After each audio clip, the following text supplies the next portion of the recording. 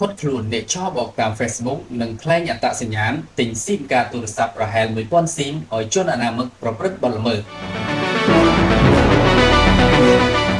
កងកម្លាំងនាយកដ្ឋានប្រឆាំងបទល្មើសបច្ចេកវិទ្យាបានបើកការស្រាវជ្រាវឃាត់ខ្លួនជនសង្ស័យម្នាក់ករណីឆោបបោកតាម Facebook និងក្លែងអត្តសញ្ញាណទិញស៊ីមកាតទូរស័ព្ទប្រហែល 1000 ស៊ីមឲ្យជនអនាមិកប្រព្រឹត្តបទល្មើសប្រតិបត្តិការនេះបានធ្វើឡើងកាលពីថ្ងៃទី21ខែឧសភាឆ្នាំ2025ថ្មីៗនេះបន្ទាប់ពីជនសង្ស័យបានលួចគ្រប់គ្រងគណនី Facebook និងបន្លប់ខ្លួនជាម្ចាស់គណនីផ្ញើសារទំនាក់ទំនងទៅបងប្អូនម្ចាស់គណនីដើម្បីខ្ចីប្រាក់ព្រមទាំងព្យាយាមទាក់ទងទៅកាន់សាច់ញាតិជនរួមដទៃទៀតតាមប្រភពព័ត៌មានបានឲ្យដឹងថាតាមការស្រាវជ្រាវជំនាញកំណត់បានថាជនសង្ស័យឈ្មោះឡូសហភេទប្រុសពិតជាបានទទួលប្រាក់ពីគណនីធនាគាររបស់ជនរងគ្រោះហើយធ្វើការផ្ទេរប្រាក់បន្តទៅជនមិនស្គាល់អត្តសញ្ញាណច្បាស់លាស់តាមបញ្ជារបស់ជននោះដោយទទួលបាននូវផលកម្រៃពីការឆក់បោកប្រាក់ខាងលើ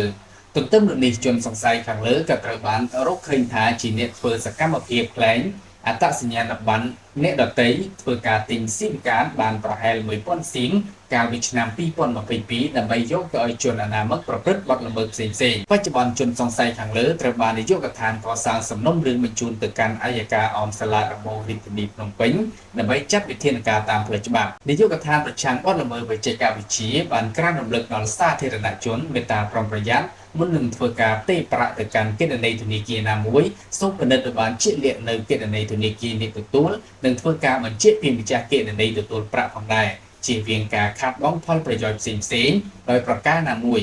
ម្យ៉ាងវិញទៀតសូមមានការប្រុងប្រយ័ត្នខ្ពស់ចំពោះការទទួលប្រាក់ដែលផ្ទេរចូលដោយគ្មានប្រភពច្បាស់លាស់ដែលអាចคล้ายខ្លួនជាអ្នកសំគំនិតក្នុងការទទួលផលនៃបទល្មើស